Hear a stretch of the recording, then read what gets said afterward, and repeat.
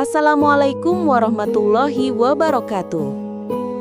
Hadirin yang dimuliakan Allah, mari kita merenungi perjalanan hidup seorang mujadid atau pembaharu abad kedua, Imam Muhammad bin Idris Asy-Syafi'i, pendiri mazhab Syafi'i. Kisah beliau bukan hanya tentang kecerdasan, tetapi tentang pengorbanan tak terbatas demi cahaya ilmu. 1. Fakir harta, kaya akal. Imam Syafi'i lahir yatim di Gaza, Palestina, dalam keluarga yang sangat miskin. Kefakiran melilit beliau sejak dini, namun akalnya setajam pedang.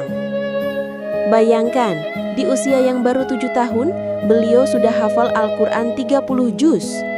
Di usia 10 tahun, beliau menamatkan hafalan kitab hadis terbesar saat itu, Al-Muwatta, karya Imam Malik.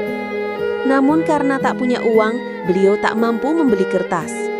Kisah legendaris mengatakan beliau menggunakan tulang belulang, pelepah kurma, atau bahkan batu-batu datar sebagai papan tulisnya. Beliau menorehkan ilmu bukan dengan tinta, melainkan dengan air mata ketekunan. Jalan panjang mencari guru agung. Setelah menguasai ilmu di Mekah, hasrat beliau menuntunnya ke Madinah. Tujuannya satu, berguru pada guru terbesar saat itu, Imam Malik bin Anas. Saat menghadap Imam Malik, Syafi'i yang masih remaja membaca seluruh kitab Al-Muwatta dengan hafalan yang sempurna dan fasih, hingga membuat Imam Malik kagum dan berkata, "Sesungguhnya Allah telah menaruh cahaya di hatimu, janganlah engkau padamkan ia dengan kemaksiatan." Disinilah Imam Syafi'i belajar tentang ahlul hadis. Beliau tidak berhenti. Beliau juga mengasingkan diri ke pedalaman Badui selama bertahun-tahun hanya untuk menyempurnakan kefasihan bahasa Arab yang menjadi kunci memahami kitabullah.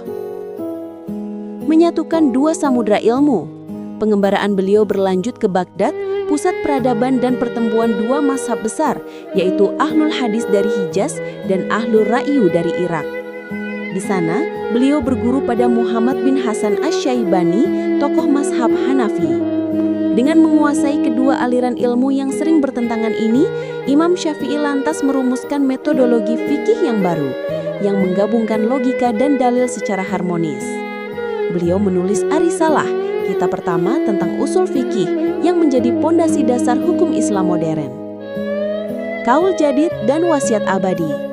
Di penghujung hidupnya, beliau pindah ke Mesir dan menyusun pendapat barunya, atau yang biasa disebut Qaul Jadid.